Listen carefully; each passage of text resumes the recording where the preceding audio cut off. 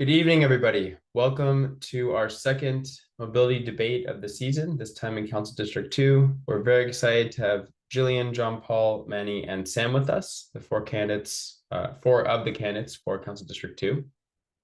We're going to give a little bit of context and history, including specific to Council District 2. Then we're going to go to candidate opening statements. Each candidate will have 2 minutes to give an opening statement. We're going to go through a list of 6 curated questions from our steering committee, and each candidate will have 90 seconds to answer. And then we're going to open it up to audience Q&A. If you want to ask a question, please go to that link up top, and you can also vote on other people's questions, and we will ask the most popular questions. At the end, each candidate will get 2 minutes for a closing statement. So I am Michael Schneider. I'm the founder of Streets for All. Thank you for coming tonight. And I'm going to start with some context and history. These are some general stats related to LA, and then we'll talk specifically about Council District 2.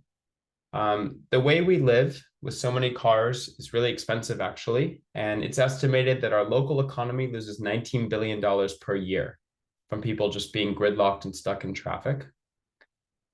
Traffic is really stressful. There was one study that showed that domestic violence actually increased on the worst traffic days. So it's really bad for our health, and it's also incredibly stressful and leads to horrible outcomes. It pollutes our air. Our air is one of the dirtiest of any major city in the country. And just by living in LA, you breathe the equivalent of up to 4 cigarettes per day. We also rank worst in the nation for year-round ozone emissions and 5th worst for particle pollution. Lastly, and not unrelatedly, we have one of the highest rates of childhood asthma in the country. So we are literally poisoning ourselves the way we choose to get around. It's also a very dangerous city. A pedestrian is killed about once every 3 days in the city of Los Angeles. Very dangerous. If you're disabled and use a wheelchair, you have a 36% higher likelihood of being killed in a crash. And our pedestrian fatality rate is nearly 4 times the national average. So it is actually safer to be a pedestrian in New York City, which has many more people in it, than it is in Los Angeles. It also penalizes people that are not in cars. So the average bus is now less than 11 miles per hour, about the same as someone on a scooter or on a bicycle. And the most amazing stat is 2/3 of all trips made inside the city of LA are less than 5 miles. Half are 3 miles or less. So just for the record, Streets for All is not trying to replace cars. There's a car in our logo. We recognize they have a place, but we think there's a huge opportunity to replace cars for the shorter trips around home, running errands, dropping kids off at school, things like that, if we just had safer infrastructure. So when you take this all together, we really do have a lot of work to do as a city. Part of the city or part of the city government's initiative to fix this started all the way back in 1977. In 1977, a bike plan was created of 673 miles of bikeways across Los Angeles. Only 5 miles were implemented in close to 20 years. In 1996, a new bike plan was created with 1,680 miles. Only 104 of those miles were installed. In 2010, essentially the same plan from 96 that was not fully implemented was dusted off, and another 100 miles was implemented. And then in 2015, what we're currently operating under, the Mobility Plan 2035, called for 500 miles of bike lanes in addition to bus lanes, pedestrian safety improvements, et cetera. And so far, 37 miles have been implemented. So our city's really good at plans. We're not so great at the implementation part. Specific to bike lanes, it's a very broken process. First of all, the pavement has to be in perfect condition. If the pavement condition index is less than 85, they will not install a bike lane. So the best opportunity to put in a bike lane is during repaving. A council office has to be interested. This is a quirk of Los Angeles. It's not the mayor and it's not just the Department of Transportation, but it's specific to each council office. Then the council office sets the bar and tells LADOT, we want 2 months, 3 weeks, 6 months, 2 years of outreach, whatever it is. And LADOT goes and does that. And then if the council office is happy with those results and signs off, then a project is implemented. It's a very slow process that right now is block by block and mile by mile and council district by council district, and it's pretty broken. This is citywide. You can see 256 miles under the mobility plan. is planned, and 208 miles of bus lanes are planned. Only 24 protected bike lane miles have been built and 32 bus lane miles. So again, not very much. Specific to CD2, since 2015, out of about 30 miles of bike lanes, only 6% have been implemented since 2015. And only 5% of protected bike lanes, less than 1 mile, have been put in CD2. As far as crashes and injuries and deaths, 127 people have been killed due to traffic violence since 2015. 70 pedestrians have been killed, 5 cyclists have been killed in the district, and over 17,000 people have been injured by cars. Either they were in another car, or they were on foot, or they were on a bike or a scooter, and they were injured since 2015 in the district. And this screenshot up top is from a recent motion at City Council. We are on track to have one of the deadliest years ever for pedestrians in the city of Los Angeles. As of mid-October, 134 people walking have been killed by people driving, and 427 people have been injured. And it's a 13% rise in the number of people killed and 18% rise in severe injuries since this time last year. So it's pretty grim out there. Part of the reason why we launched Healthy Streets LA, this is our ballot initiative. This will be on the March 5th, 2024 ballot. And it would create a new ordinance that would mandate the city of Los Angeles implement its own mobility plan anytime they repave a street. So we think this isn't the end all be all, but it is a huge step in the right direction to make the streets safer and more multimodal. With that, we are going to go into candid opening statements. So the order is at the bottom. Whoever's outlined is first. So Jillian, you are going to be first. And whenever you're ready, I will start the timer. Oh, okay. All right. So hi, everybody. I'm Jillian Burgos, and I'm on the NoHo Neighborhood Council, and I'm a lifelong renter running for Los Angeles City Council District 2. So my mobility story is that I actually did not get my license until the age of 23, and I relied on public transportation. I grew up in Ohio, and I depended on walking, bike riding, using public transportation, and carpooling for all of my mobility needs. So I was deeply afraid of driving and being on the road with other drivers. So when I moved to Los Angeles in 2009, it was extremely disappointing that the second largest city in the US did not prioritize public transit and had such wide roads and freeways. So I've tried to commute to work via bike, and I was terrified at the lack of protective infrastructure for cyclists. And I witnessed cars, trucks, company vans blocking the bike lanes and recklessly swerving, or even worse, using them as lanes to avoid traffic. And a few years ago, a friend of mine had a severe crash in where a driver opened their door while she was riding her bike, and it launched her into the air, and she injured herself and broke her arm. So this crash was completely avoidable if the city had implemented true protected bike lanes. We need to create a real urgency to move away from our car-centric culture of Los Angeles. And the best way to achieve this is to gravitate towards creating a network of 15-minute cities where people can eat, work, and play and live in their respective neighborhoods. And we can achieve this by changing zoning laws. But the 15-city-minute model will also reduce our reliance on cars and promote more walkable, livable cities. All of this is possible when we continue to elect leaders who do not take donations from special interests and are invested in bringing transit equity to our community. Thank you. Thank you, Jillian. Up next, Jon-Paul. Well, hello. My name is Jon-Paul Bird. I am a marriage and family therapist, a third-generation Angelino, and a candidate for Los Angeles City Council in District 2. You know what? I'm running to be the council person in this area because time and again I've seen that this area of the city has been really overlooked. If it's matters of the unhoused population, if it's matters of the mobility plan, right? If you look at what's planned for, Mobility 2035, there is a stark contrast in terms of the planning that occurred on the other side of the hill versus what's happened in the valley. And growing up, hey, I grew up riding the RTD for those of you out there that are old enough to remember that. And that's where I spent a lot of time with my grandmother, with my great aunt. And as I got older, there was the red line. I took the red line to work. That was fantastic. And now we have the situation where a lot of the infrastructure that we have built is going underused. So we have to get to the point that people are actually using the utilities and the resources that we have, right? Making things feel safe again and inviting, so that we can have these self-governing systems. The more people that ride them, the better that things get. And to that end, I used to love riding my bike. And similar to Jillian's story, riding your bike to work can be a really scary situation. And that's the thing that we need to end, right? And overall in this city, I feel that there's so many systemic and structural issues that lead to homelessness and poverty, one of which is transportation, right?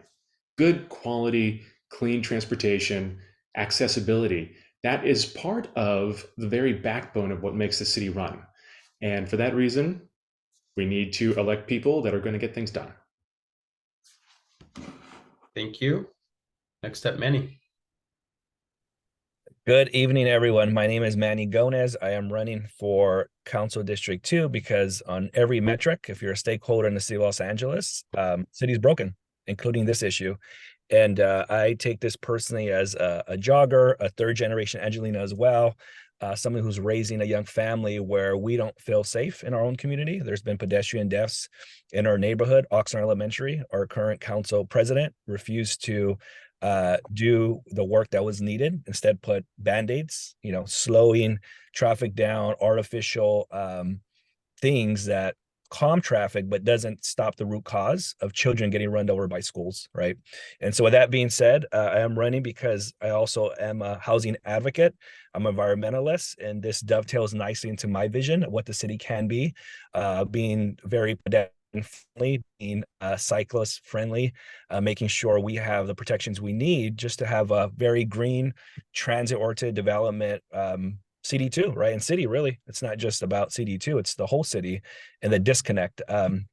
So I think a lot of what Measure S does, and I'll just say it, I am fully supportive and endorse Measure S, Healthy Streets LA's ballot initiative. I think it's unconscionable that a mobility plan almost a decade late in delivering is at 3% implemented, but that's the story of Los Angeles, right? Things don't get implemented. We're good at vision. Sometimes we're good at passing things. Implementation is horrible. So I stand lockstep with Healthy Streets LA and all the advocates that refuse to accept the status quo. And I'm here to say that I am not the status quo. I am the change candidate, and I intend to do the things that, the mobility plan was intended to do and more. So thank you very much, and happy to be here. Thank you, Manny. Sam.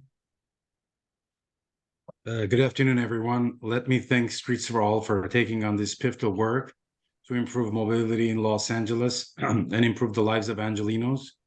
One of the reasons I'm running for LA City Council is to improve the quality of life for millions who call Los Angeles home.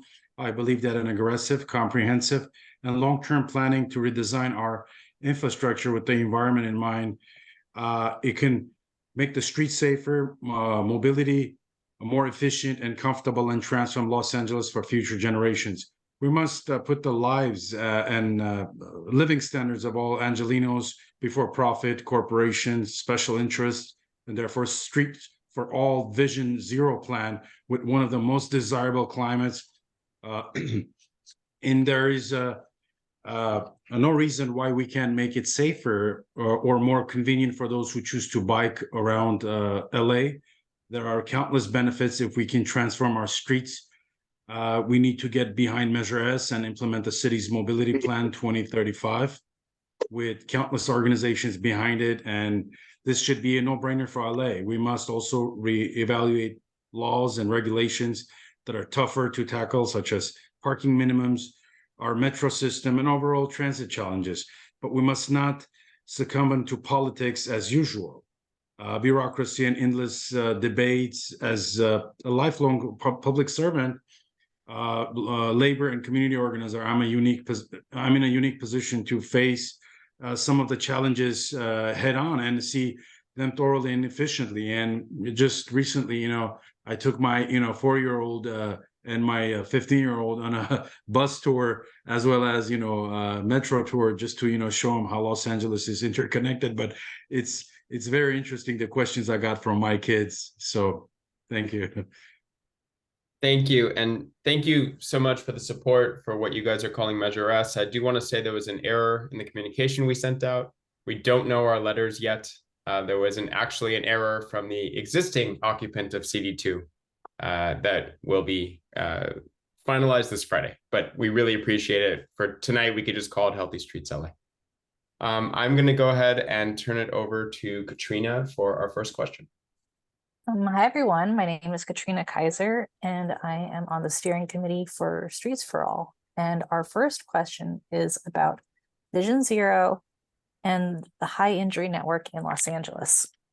In 2015, former Mayor Garcetti launched Vision Zero. The goal was to eliminate traffic deaths by 2025, but 8 years in, we're further away from that goal. In 2022, 312 people died in LA due to traffic violence, and many more were injured. And this year, we're on track to have an even higher number of pedestrian deaths, as Michael mentioned. LA's high injury network represents the 6% of streets that account for 70% of traffic injuries and deaths.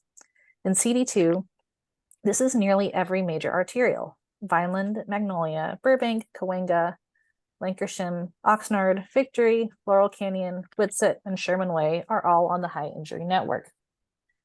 Since CD2 has some of the most dangerous streets in the entire city, if elected, what would you do to reverse this? Please be as concrete as possible.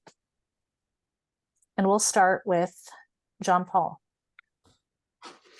All righty, thank you for the question. I also have to say that I'm really disgusted by the fact that we haven't done anything to address what is called the high injury network. I mean, it's antithetical to good public service. But here's what I'm dedicated to doing, right? So I think that we really have to look at strategies that are around safer systems, right? Because we know that people are fallible, people are going to make mistakes. So what we have to do is to make sure that the mistakes that people make don't lead to severe injuries and fatalities. To that end, I think what we need is, we need to do things such as speed humps. We need raised crosswalks. We also need to look at road diets in certain areas to really actively get ahead of lowering the speeds, because what we do know is that kinetic energy has a direct correlation to death and injury when it comes to these types of incidents.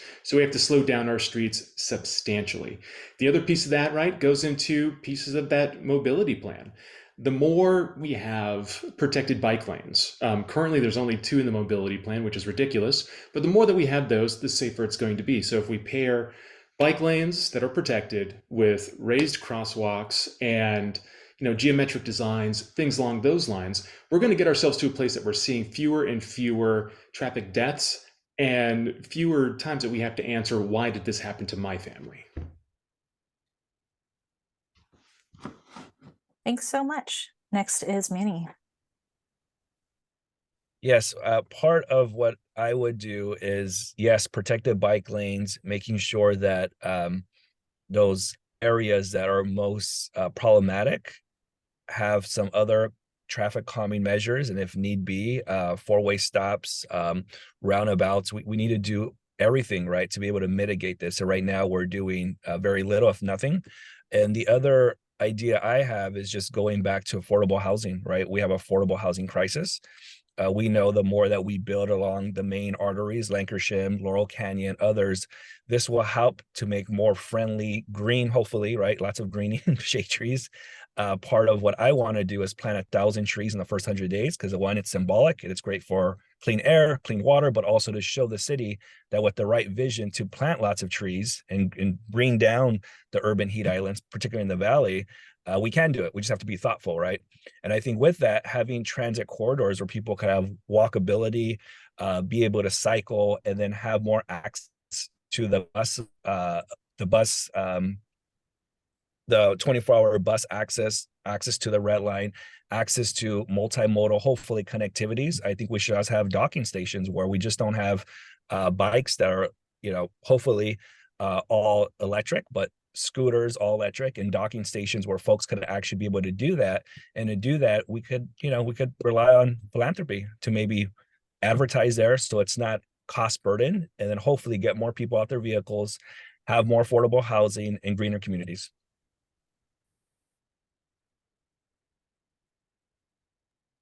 Thank you. Next is Sam. One of the main things that we have is it's a lot of talk, and we've been planning, but I think initially, for our vision to work here is that we need to set the actual design, because we talk about specific areas in the district or just given in LA. I mean, the roads have been designed really, I think they're out of date.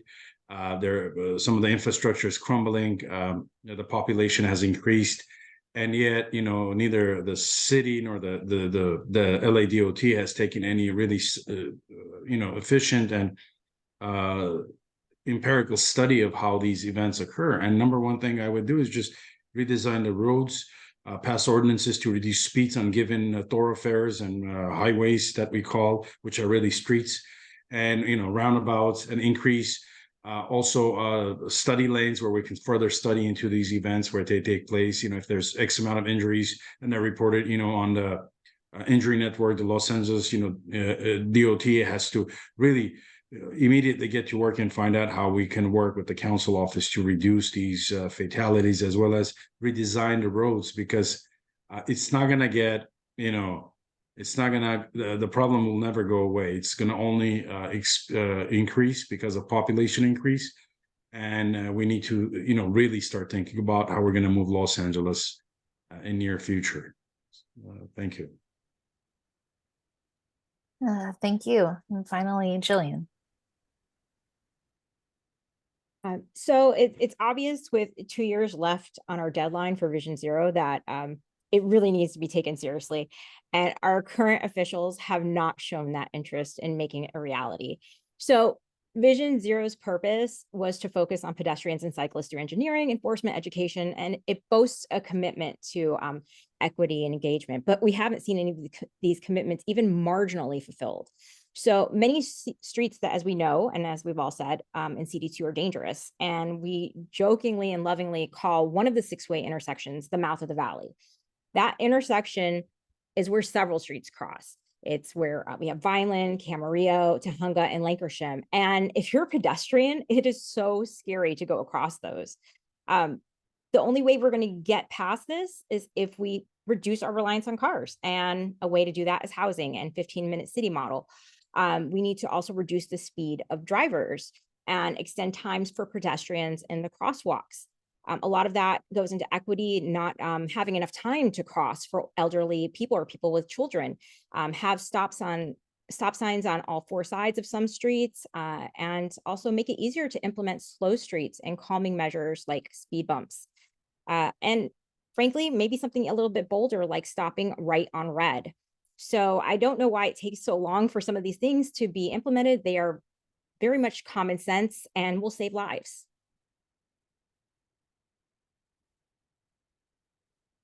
Thank you so much. I'm going to turn it over to Taranig from our steering committee. Riding a bike or scooter is dangerous in CD2. Around the district, people who depend on bikes or scooters to get around navigate a patchwork of mostly unprotected bike lanes that are in the door zone of protected cars or around delivery drivers idling at curbs.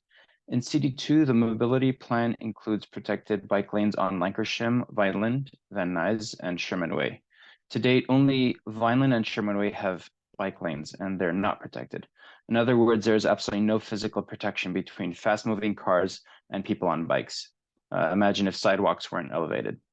So if elected, will you implement protected bike lanes on Lankershim, Vineland, and Sherman Way, even if car lanes or parking spaces have to be taken out to make room? How will you deal with pushback from those that don't want to give up car space and could never see themselves on a bike? Let's start with Manny. Absolutely. I live off of Vineland, and I think it's imperative that we do that, right? It's good. I mentioned I'm a jogger.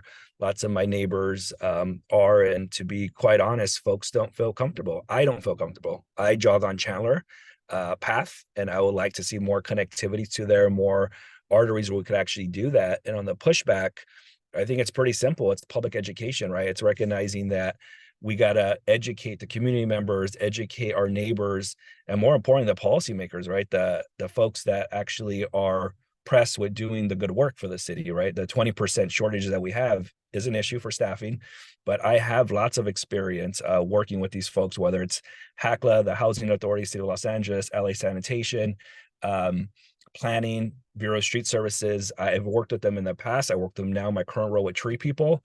And we know that, yes, staffing is an issue, but also the resources, the public education, the community engagement has to be authentic and has to be from the community. So I think that's something organically we could do to maybe take some of the burden off and be able to educate folks as to why it's needed, right? Whether you're a senior, whether you're someone experiencing disability, someone experiencing homelessness, I think it's important. It serves all of us. And it is part of public safety. It's part of the charge of the city. It's part of the charge of a city council member to do that. And I think I would work, very hard, tooth and nail to hold that, right? And that's one of the areas that I would prioritize for many reasons, but at the end of the day, it's just public safety. Thank you. Thanks so much, Manny. Sam, your turn.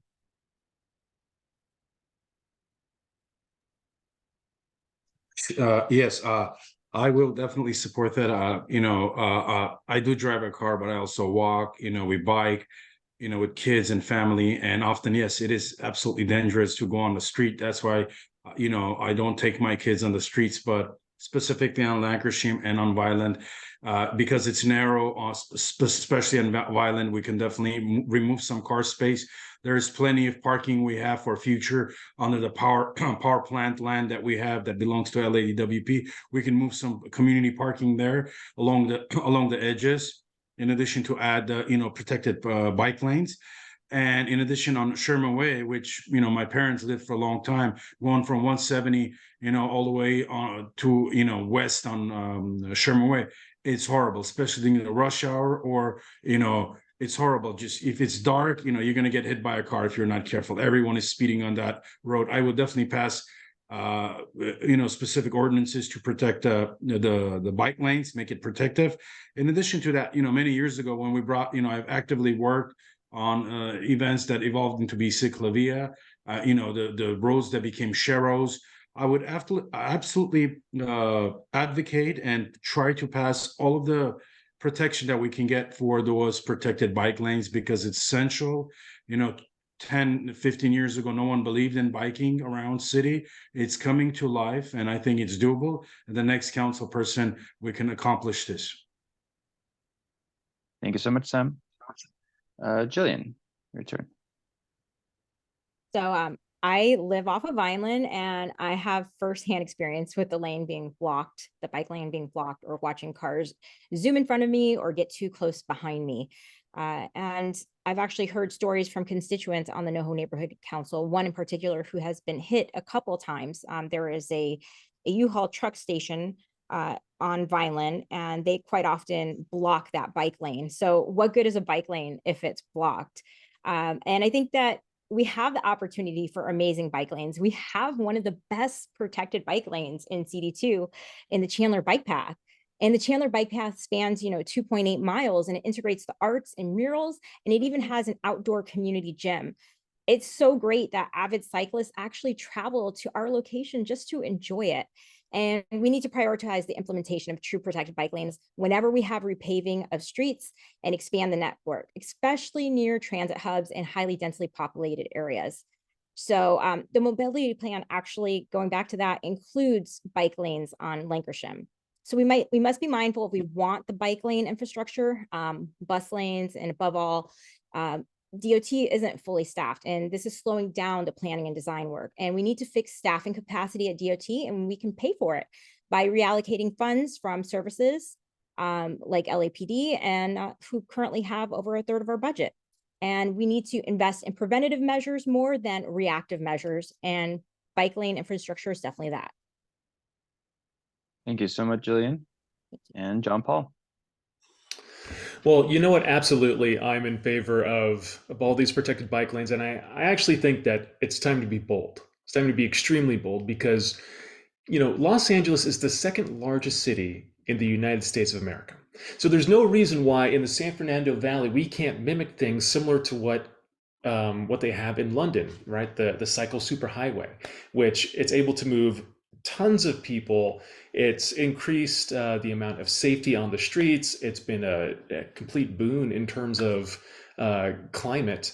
And also, in being bold, I think we have to go all the way because during the last Ciclavia that was in CD2, I was riding my bike around on Lankershim and I realized something, which is that Lankershim, the street, I don't think actually needs to continue to be there. I think that we could actually re-envision this city to turn Lankershim into a promenade that goes all the way from Camarillo down to Chandler, thereby, reducing, automobile traffic on that street, putting bike lanes down there. This would feed into local businesses. It would create a third space, and it would also create a ton of climate resiliency. To that end, we would then move over to Vineland, where the majority of the traffic would be pushed down that way. We're going to have protected bike lanes there. We're going to have raised crosswalks. We're going to have speed humps. And that's how we start to really make this a city to be proud of, that's metropolitan, that's pedestrian, is by being bold. And whoever is in the council seat needs to be bold. Thank you. Thank you so much, everyone, for your answers. Back to Michael. Thank you, Ternick. So Healthy Streets LA is our ballot measure that would require the city of Los Angeles to implement its own Mobility Plan 2035 whenever it repaves streets. We spent much of last year gathering over 100,000 signatures to qualify this thing, and 3,287 CD2 residents were part of that 100,000. It will be on the ballot March 5th, 2024. At City Council last year, Nuys Martinez led the charge against Council adopting it outright, despite her acknowledgement that the city is moving far too slowly on the mobility plan and on Vision Zero. As our campaign ramps up early next year, we will be looking to have allies in City Council speak out in support of the measure and work to get the constituents to vote for it. The question is, what do you think of the concept of forcing the city to implement the mobility plan during repaving? And will you commit to publicly supporting the ballot measure? And will you personally vote for it? We're going to start with Sam.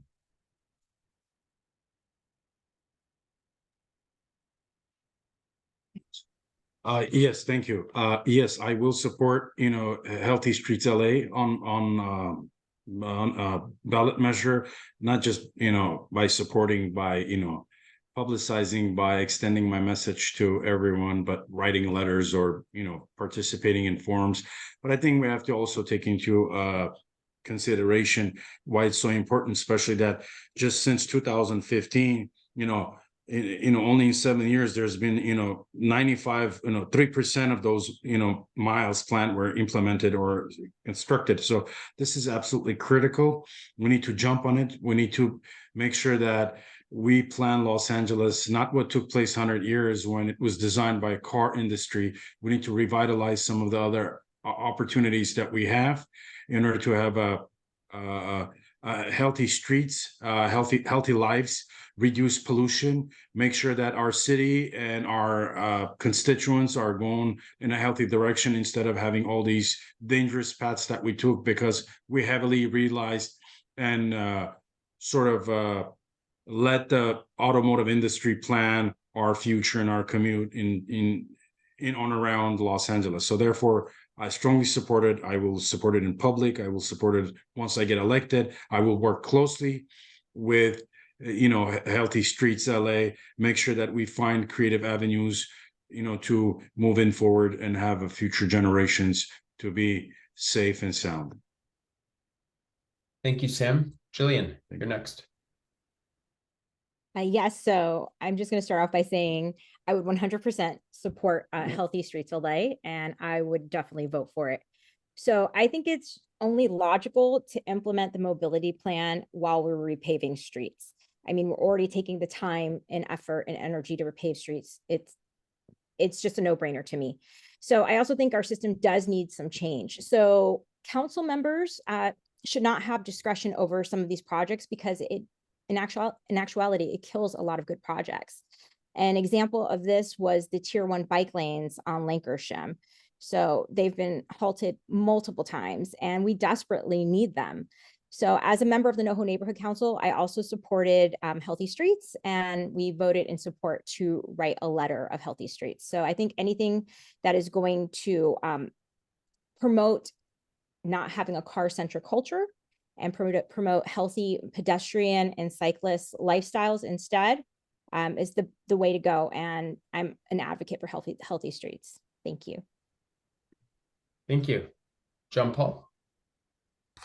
Hey, I'm completely a proponent of the concept when it comes to implementing the mobility plan. That is forcing the implementation with repaving. The fact that only 3% of the plan has been done, it's a dereliction of duty. So at that point, it means there needs to be a forcing function. So that yeah, why not? I'm absolutely committed to supporting it publicly, voting for it myself, and yeah, doing absolutely everything within my power, and working closely with Streets for All when it comes to collaboration and letting me know where I can show up best. And when it comes to the actual implementation of this stuff, I say let's start finding reasons to repave things. And also when it comes to my own staff, in order to really bring home the importance of it and make sure that we're on it, what I'm committed to do is when there's a pedestrian in CD2 that is killed or injured, I am committed to visiting that person's family and talking to them about what has occurred, right? As I have been, knocking doors, gathering signatures, all that type of stuff, time and again, I have spoken to people who have told me about, losing a parent, losing a loved one, losing a family, with the question of why has nothing been done? Why does it take someone to die before there's a crosswalk? And if we need to force the city to implement things, then by all means. Thank you. Manny. Yes, I think the concept is absurd on its face that we would have to do this as a society, as advocates, as folks that would rather probably be doing the implementation and guiding that and advising on that versus having to work incredibly hard. And thank you for your work. Collecting the 200,000 plus signatures in CD2 residents is not an easy feat. All of us know here we're working hard to get on the ballot, but it's required. So yes, absolutely, I support it. And I think it's another just, clear symbol of how City Hall has failed us on every level, right? It shouldn't take somebody putting a ballot initiative to force them to do what's already an ordinance. And two, I have my hands full here, as you could see, campaigning for myself to try to be the next council member to advocate for this. But I will openly support. I will do my best to integrate it into the campaigning and messaging, outwardly expressing my support for it. And yes, absolutely, I would vote for it as well, because without this being implemented, we're going to have the same outcome, right? We're going to have the same fatalities. And as we know, it's getting worse with each year.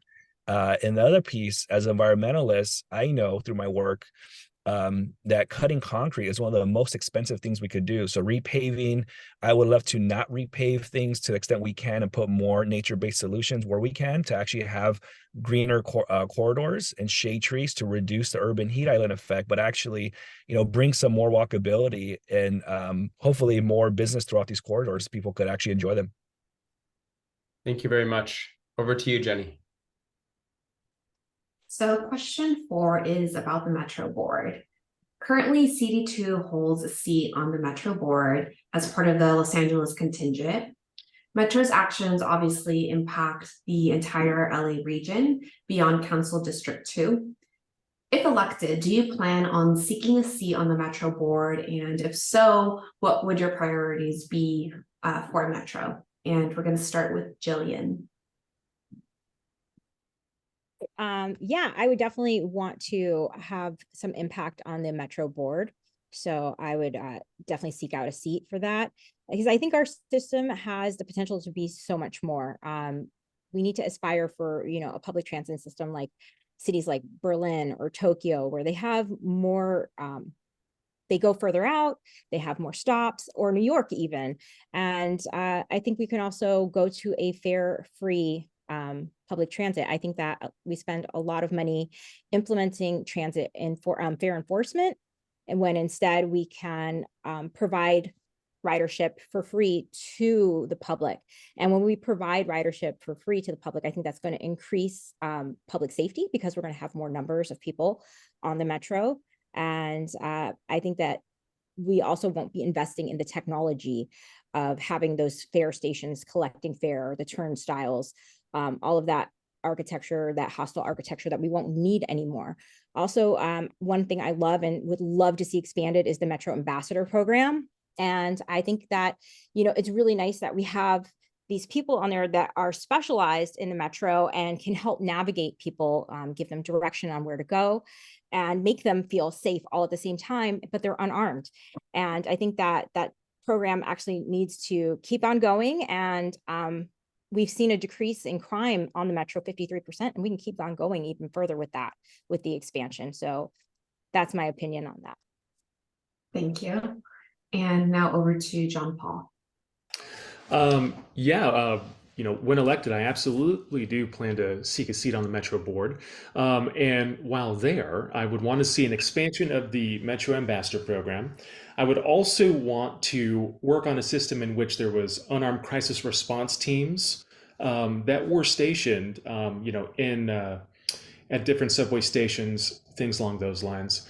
When it comes to having a good, effective system, right? I think about cities like London, where there are people that are essentially Metro ambassadors, and when you're there, if you're confused, if you don't know where to go, they're there to assist you on your travel around. And as we have the World Cup coming, as we have the Olympics coming, there's going to be a whole lot of need for these types of positions.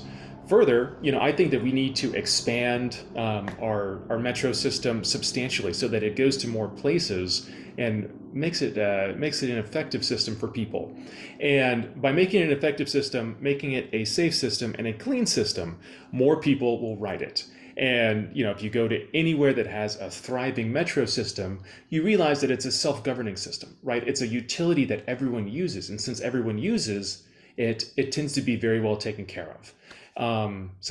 Those would be my plans on a Metro Board. Thank you. And we're going to move to Manny. Yes, I would definitely seek a seat on the Metro Board, and proud to say I'm the only candidate supported by Metro rank and file employees and management, AFSCME, and telecommunication union. And I think part of that is my vision to support Metro.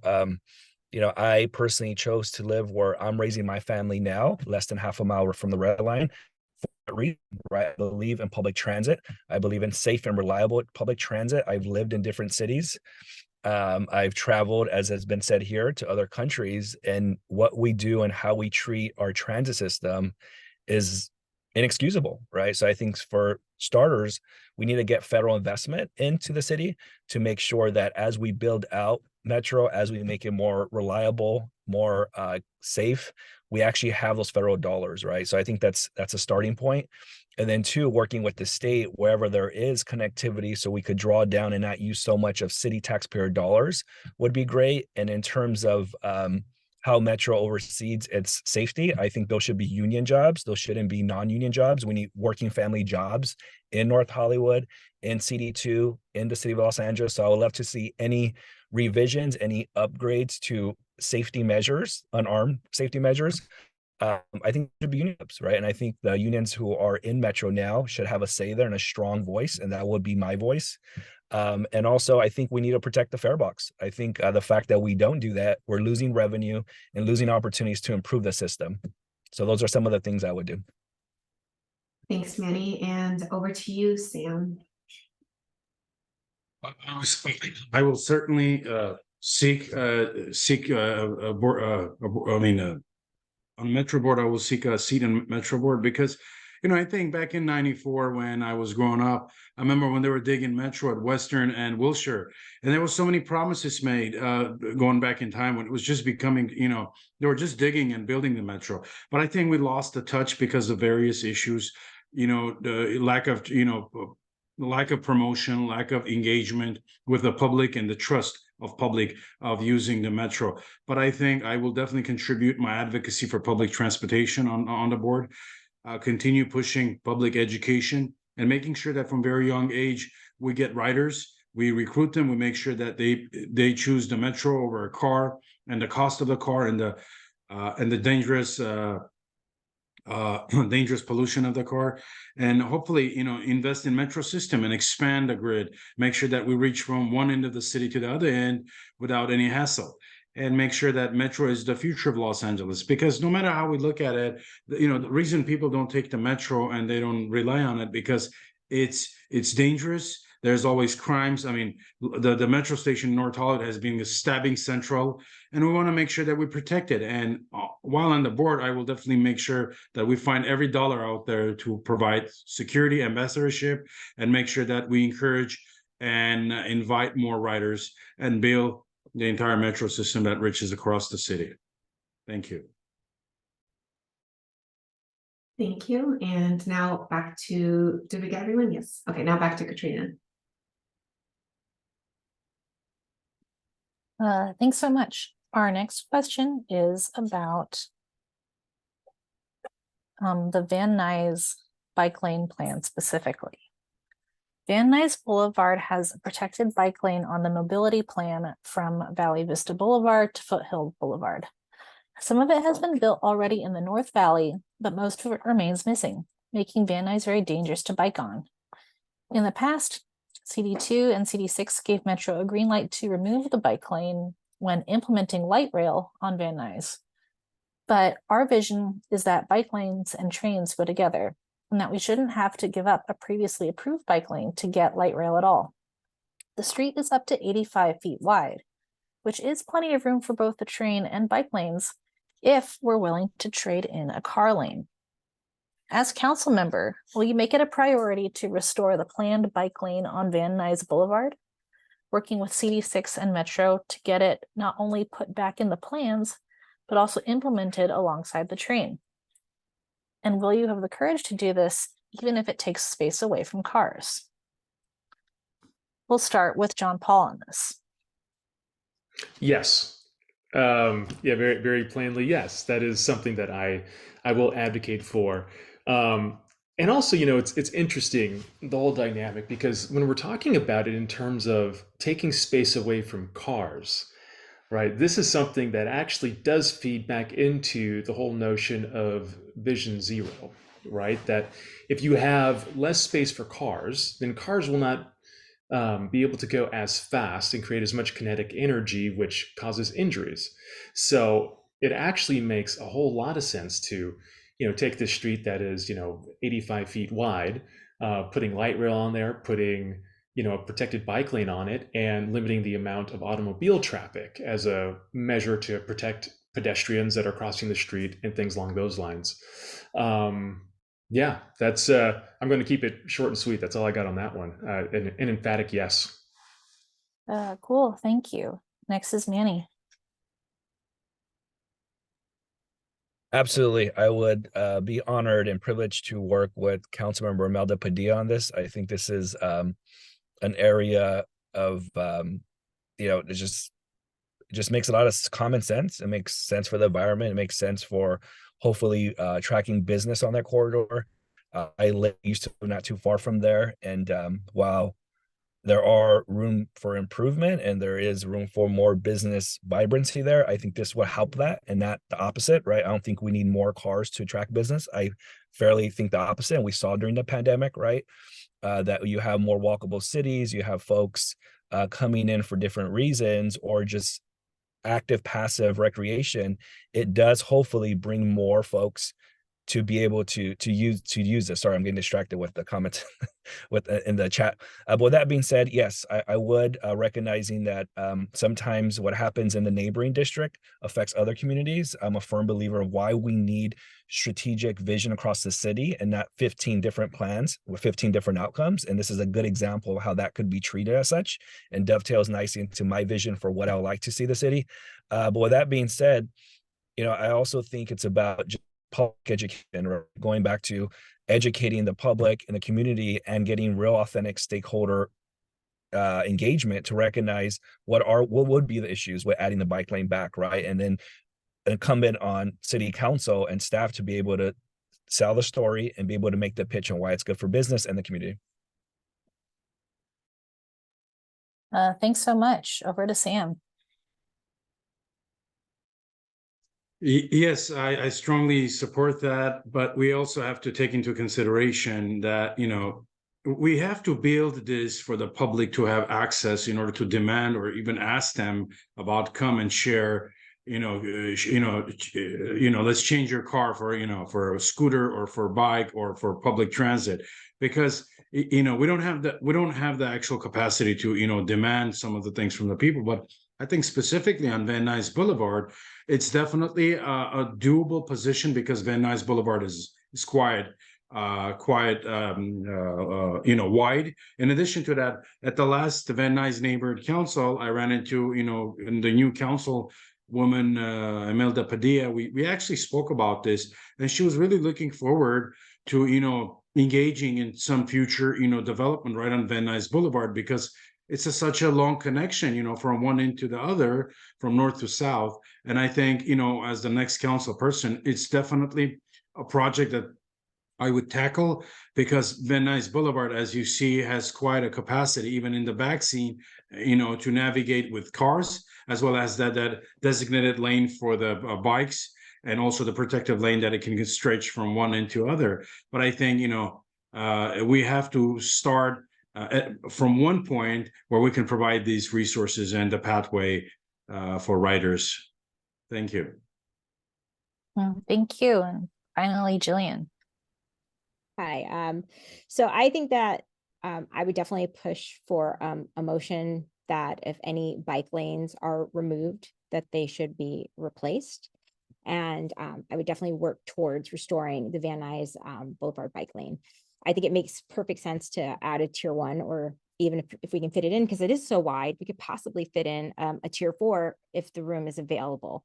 So I'm looking forward to partnering up with the other council members, with CD6 council member Imelda Padilla, and also looking forward to working with council member Rahman in CD4 to making sure that we have a network of bike paths, especially that go to transit hubs. I think that that's one of the ways we're going to get people away from a car-centric lifestyle. And so this actually coincides with the mobility plan vision I have about implementing the true bike lanes, especially on Lankershim, which is already part of the mobility plan, the high injury network. But most of all, we need to educate the community on the importance of this and incentivize methods of other modes of transit by giving subsidies for e-bikes or for not having a car to people, and encourage them to change their mode of transportation and change their thought process. Thank you.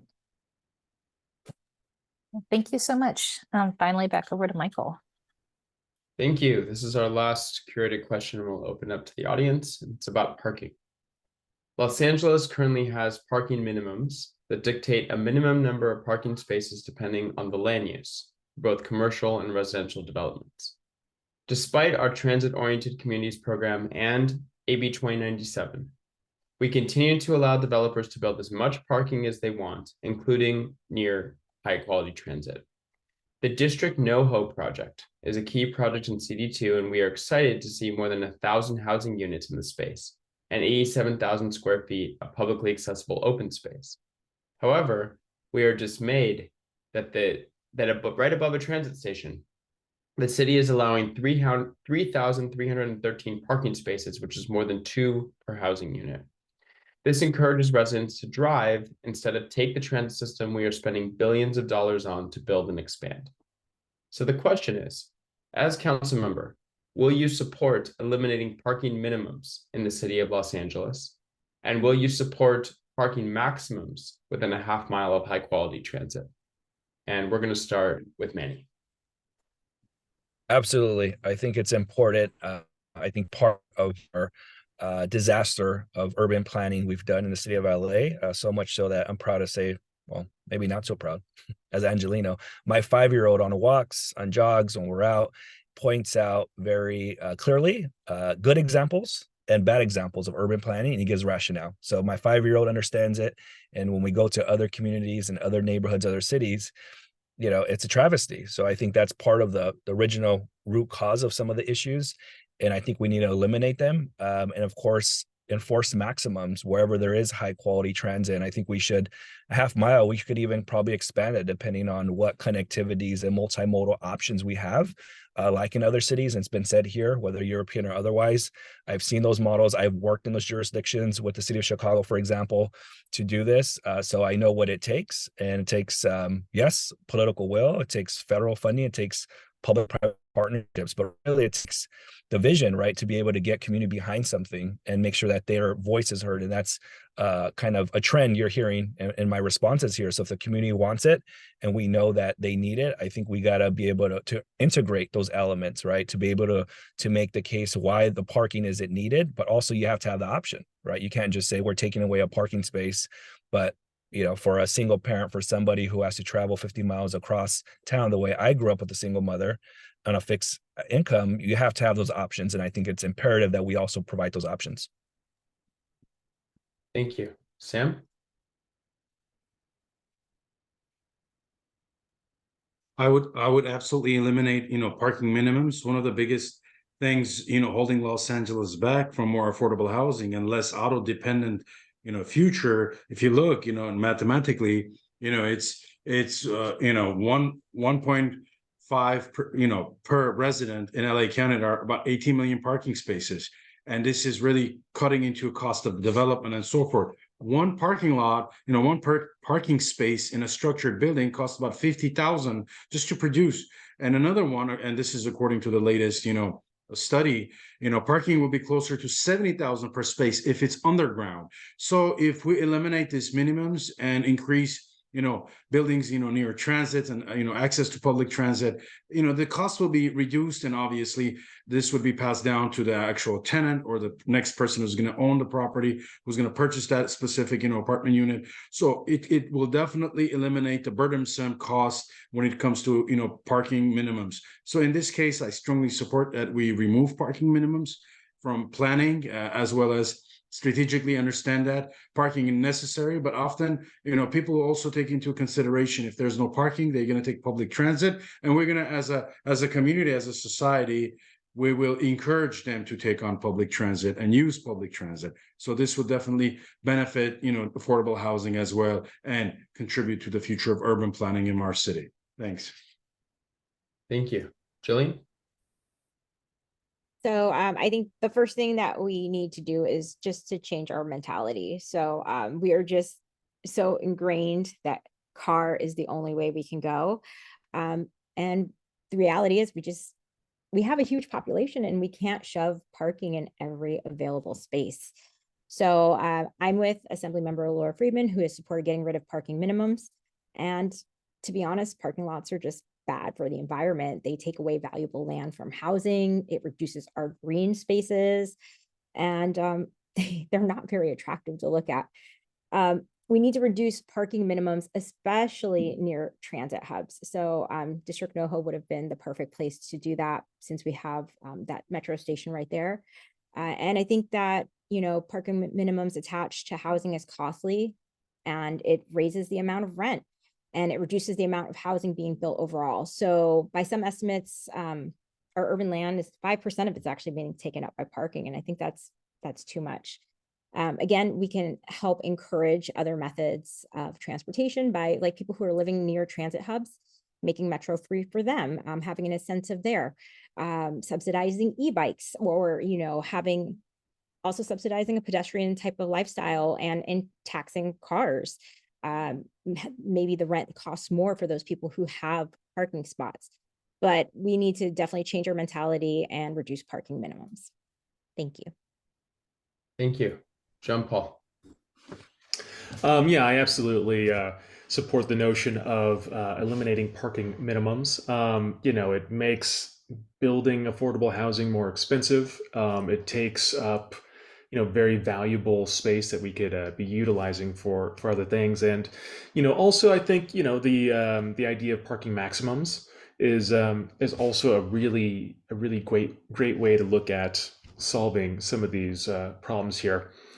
More than anything else, I think that we can look at the city of Los Angeles and say that the city of Los Angeles is having a little bit of an identity crisis, right? It's almost like a midlife crisis for a city that, it had been going about its life in a certain way, planning things around, cars and what have you, only to now enter this new phase, right? This new phase, which is more about density, and it's about, growing up rather than out. And as a result, we need to have corresponding changes that, help the city and all of us to come along into the new reality and the new future of what this city is. Gone are the days of old where, planning around cars is something that is acceptable, right? We know that from climate studies. We know that in terms of what's going on with our loneliness epidemic, right? The city of Los Angeles, we spend so much time in our cars alone. We've fallen out of community. The more that we're able to get back into community, the better we will be, the healthier we will be. And eliminating parking minimums is a big part of that. Thank you. Okay, that concludes the curated part. So we're going to get into some audience questions.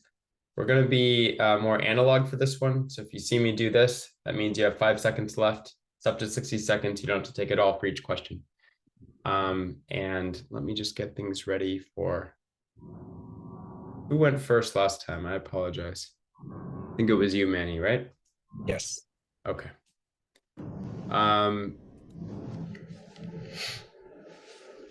Okay, great. So we're going to start with Sam on this one.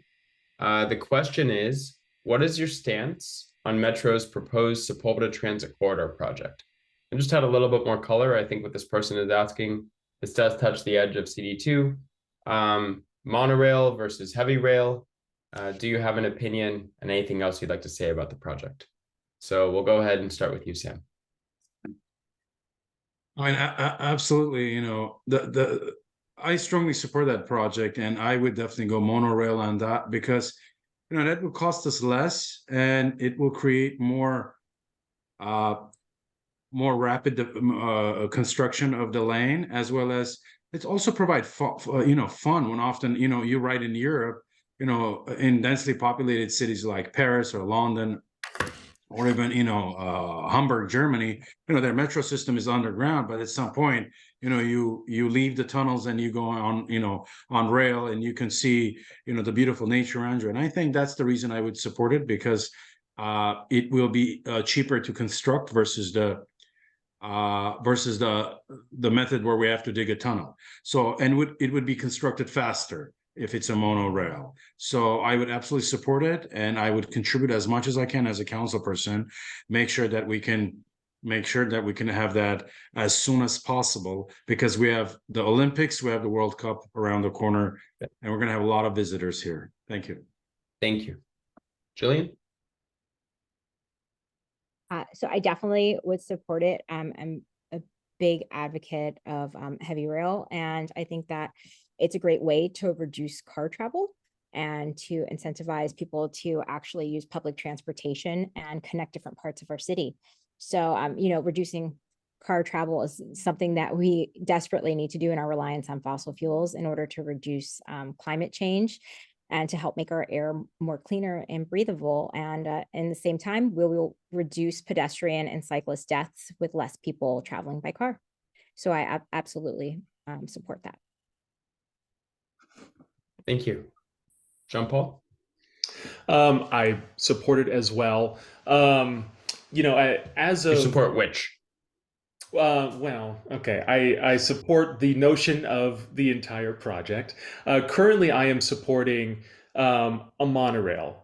However, what I would want to do before formally committing to it is I would want to see a little bit more of a environmental impact report to better understand, just environmentally what it means between, a monorail versus the heavy rail option. But as of this very moment, I would go monorail. Thank you. And Manny. Yes, support the project and heavy rail. I think heavy rail has shown to be the way to go, and we know it's costlier, we know it's slower, but we just have to do it. And I think relying again on federal investment, being very thoughtful on how we engage and work with the federal delegation to actually bring that money and then do it in a quick way for, yes, all the things, World Cup, the Olympics, but I don't think we really need a reason. I think it's the thing we should do, and we should have done it 20 years ago, in my view, and I support it. Draw down emissions, get people in transit, and yes, make sure it's safe and reliable as soon as possible. Thank you. The next question, we'll start with Jillian on this one. It's been said here a lot that current and past leaders have not been successful. My question is, what do you think were their challenges, and how would you approach it differently? I'm going to assume the context is transportation here, since that's what we've been okay, that's what I was wondering. Not successful in what? Because that's still very wide. Well, I think we all acknowledge that past city leaders have not protected pedestrians as much as we'd like, or implemented the mobility plan, etc. So we've all said, okay, our past leaders haven't worked out. So the question is, what do you think were their challenges, and how would you approach it differently? Starting with you, Jillian. Yeah. I think some past leaders were beholden to special interests and weren't necessarily actually interested in passing laws that protect pedestrians or cyclists. And myself, I'm definitely deeply invested, and I think building relationships with other council members, again, like I said, the surrounding council members, if we build a relationship with council member Rahman, who is a huge advocate of protected bike lanes and protecting pedestrians. If you go from CD2 and you see our white painted bike lanes, and then you travel into CD4, all of a sudden they have, they're colored in with green, and that helps to amplify their presence. I mean, it's not perfect, and still I would prefer a tier 1 or tier 4 protected bike lane, but it just shows the care that another council member has. So working together with them, I think, and not being afraid to make bold choices. Thank you. Thank you. Jon-Paul? I think that the reason why we haven't seen more things change is that, there's a whole lot of socioeconomics that go into development and planning of things, right? So in the city of Los Angeles, to date, it typically is a situation that people who use, the public transit, they're pedestrians, they're riding bikes. A lot of times this is a function of not being able to afford a car, right? That is, for a long time been like the historical notion of what that is.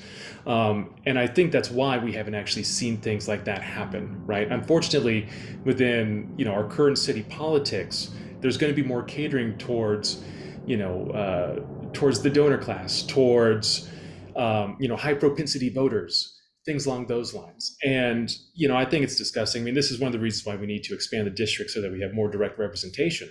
But, what I'm dedicated to doing, as I said before, right, is, I'm dedicated to making sure that, these improvements are made. And when someone is injured, when someone is killed, putting myself in their view and explaining why. Thank you. Manny? Yeah, I think the failures are multi-pronged, but one, it's just lack of vision, lack of vision from the city, lack of vision. Apologize for the noise here. Lack of vision from the city, lack of leadership from the top, right? Mayors, council presidents, etc. But also what's been said, right? There are certain stakeholders, constituencies that have more voice. We see it in CD2, depending on where you're at. Your party doesn't kind of warrant the need, right? And in this view, where the example I gave, pedestrian safety, North Hollywood didn't deserve discretionary funds, right? Because a child's death was not valued in North Hollywood next to Oxnard Elementary, whereas I would take the opposite approach, right?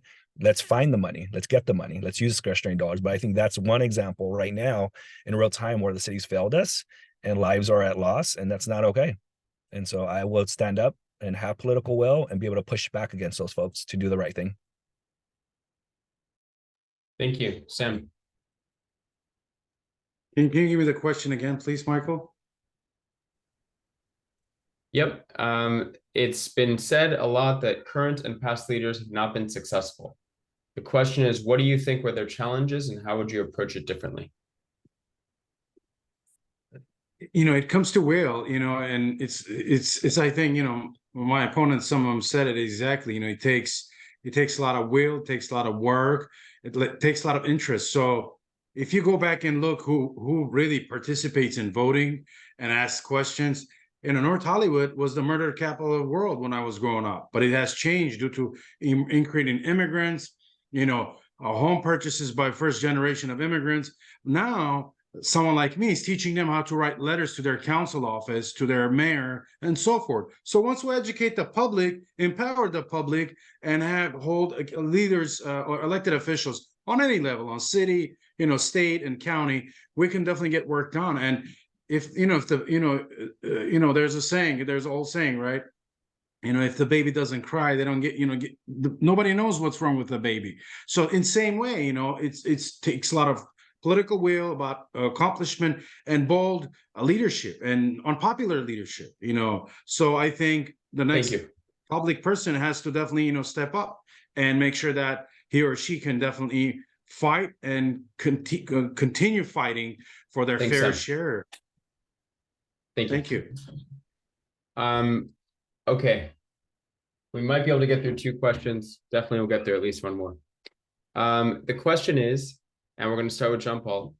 If elected, would you take an alternative form of transportation to City Hall, understanding that you might have lots of meetings throughout the city? If so, what modes and routes would you take? For example, bike from home to the Red Line and then walk to City Hall. We'll go ahead and start with Jon-Paul. Yes, and I will right here, right now, formally pledge that at least once a week I will take the Red Line or the B Line to City Hall. And in order to get there, I'm close enough actually that I probably would walk. I would probably walk there. So yeah, I don't need all 60 seconds for that. I'm committed to it. I pledge to it at least once a week. Thank you. Manny? Love the question. Yes, it's why I chose to raise my family where I am. So yes, my preferred method is to jog to the Red Line. It's less than half a mile and then take it. Done it before. I'd love to do it again. And in terms of pledge, I don't like to get ahead of myself in terms of schedule and itinerary, but yes, I will pledge to do it sporadically and throughout a tenure, depending on time permitting. But I think it's incumbent on council member and council and Metro to make sure it's safe and reliable. So that will be the onus, right? To make sure it is, so I could actually do it. But I'd love to. Thank you. Sam? Same, I've like I said, I was there when the metro was being built. When I was a kid, I had my first job. It was in middle school. I was riding, on a bus from my house to where I was working. It was a part of a city program back then. So I could only envision when the metro would pop up. Because as a kid, when I came here, I came here very young. When I immigrated here, I rode all the European metros in Paris, in Italy, in England. So, but we never had a metro here. I even rode it in New York. But the beauty is that, everything starts at home. I would organize, events with schools and community, let's get out there. I mean, over the weekend, just make sure that we encourage everyone, because again, once they feel their community leader or anyone that is encouraging and putting together a day at a metro, or let's go to the Dodger ball game, or let's go downtown to a Broadway festival, slowly we'll encourage and make sure that we can find a way. And I would be one of them in the front lines, riding with my family. So absolutely, I'm for it. And I would demonstrate that by at least riding, a couple of times a month to work and from work, depending what work takes you. Thank you. Thank you. Okay, we're going to try to do one last question quickly. I didn't get to answer that one. Oh, Jillian, I'm so sorry. Go ahead. I'm in It's such a okay. rush I to mean, try to get to one last question in. I apologize. sorry, I'll make it really quick. It's kind of a no-brainer. I would definitely do it because I hate sitting in traffic in a car, and that would drive me insane. So I think that I've already mapped out my route, and it's easy for me to walk to or to bike to the metro. And from there, it's at Civic Center, Grand Station. It's like a 16-minute walk. I have a little bit of a knee injury, but I'm definitely committed to doing it several times a week. Thank you. Okay, let's see if we can do this last question, maybe 45 seconds each. It often feels like a lot of the proposals and ideas focus on the southern part of the district. What safety, infrastructure, and public transportation proposals would you build to create more mobility options north of Victory Boulevard and connect us to the southern part of the district with all the options there? And we'll start with Manny on this one. Yeah, sure. I think I outlined it, but making sure that Vineland, Sherman Way, a lot of the arteries, the main thoroughways have protected bike lanes to the extent we can, and making sure we're greening communities and making it reliable and increasing affordable housing, right? Where there's a lot of blight in CD2, I think we could turn that into affordable housing and transit corridors. So connecting that is my vision, and that's what I would do. Thanks. Thank you. Sam? In order to connect, you have to understand it's so narrow on some of the streets. I think I would expand some of the street as much as I can, add bike lanes, protected bike lanes. And in order to connect those communities, you have to also understand the communities demographically. So, blue collar people really live up there by Sherman Way and Sherman Way and Vineland area. And then you have, on the southern part of the, tip of the district is you have more of executives, studio and entertainment folks. So in order to connect that, I think it's just you have to provide safety, and safety we started at increasing, the street, paving the street because it's really crumbling, and making sure that it's walkable on sidewalks. And in addition to that, we have bike lanes, and they should be protected because again, there's a lot of movement on that thoroughfare. Thank you. Thank you. Jillian? I definitely think that, we need to have protected bike lanes. That's just a no-brainer, especially on Vineland. So, and expanding it on Vineland as well. Increased greenery, definitely, in lower income areas. Unfortunately, it's always less in disenfranchised areas. And we need to focus on them because they need it the most. And I think implementing healthy streets, implementing healthy streets will definitely help with all of that. Thank you. And Jon-Paul? Yeah, so in order to connect the northern portion of the district to the southern portion, I think that it would be really good to revisit this mobility plan and actually plan for more express bus lanes. CD2 is largely absent of express bus lanes, so I think that would probably be the best way to effectively move people from the north to the south when it comes to work and things like that. And of course, the protected bike lanes and all of those items there. I will give my time back. Thank you. We did that very quickly. I appreciate it. We're going to move on to closing statements. I'm going to go ahead and pull this back up. And Sam, go ahead when you're ready.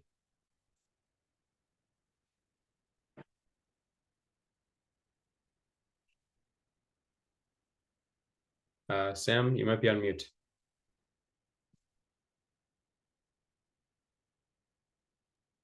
Can you hear me? Now we can. Hello? Yes. I think we can hear you. Wrong. All right. Hopefully I'm just going to... So, we started off really good, and thank you for the opportunity. And, we're right now at a very critical time, I think, and we must understand that the plans that have been in place have really fallen apart. And I think the next council person should understand the very details and the demographics of the district in the District 2. In addition to that, make sure that, whatever we're doing it in timing manner, because as we understand, we have the 2024, World Cup, as well as we have, the 2028 Olympics. A lot of the central city traffic will be pushed toward the valley. And it's a bedroom community. And we have to understand we're going to face a lot of challenges. And we have to work diligently in order to protect the valley, as well as find other creative methods.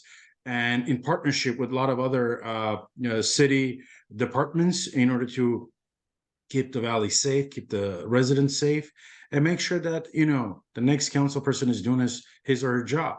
And I think, that's the very important part of our candidacy, that we're pledging, we're promising that we keep things safe here in Council District 2, and also make sure that we're working in partnership with our neighboring council, council people, elected officials who also will work in coalition in order to keep things in a place where it's safe and the quality of life is protected for all stakeholders and constituents. And thank you for the opportunity. Thank you so much. Jillian. So thank you so much for having me. And I am excited as your next council member to prioritize Vision Zero and fight for the safety of pedestrians and cyclists, make our streets more accessible, livable, and enjoyable. So part of this is through advocating for the implementation of Vision Zero. And as a neighborhood council member, I have fought for things like that have helped stop street widening on Burbank Boulevard and supported Healthy Streets LA, and used my social media platforms to bring awareness to the traffic violence and point out solutions that we can come together with and invest in our communities in preventative measures instead of reactive measures. So a 15-minute city model will not only help to reduce traffic, it'll reduce reliance on fossil fuels and build a sense of community, which I think that we've been lacking for a long time. Everything should be within walking distance or accessible by a short bike ride or bus ride. And we can reach this goal by changing our zoning laws to allow mixed-use construction, expanding our public transportation system, and making it fare-free. We need to move away from our dependency of fossil fuels by encouraging our constituents to use clean methods of transportation, like cycling and walking. And we can accomplish this by making our streets more cyclist-friendly with true protected bike lanes, and make our sidewalks easier to navigate and more ADA compliant. It shouldn't take forever to fix a sidewalk.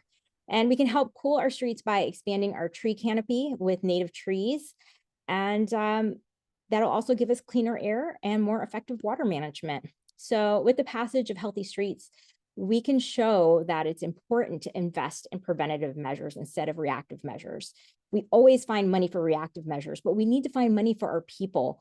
And when a community is invested in, it will prosper. I look forward to making that a reality and earning your support.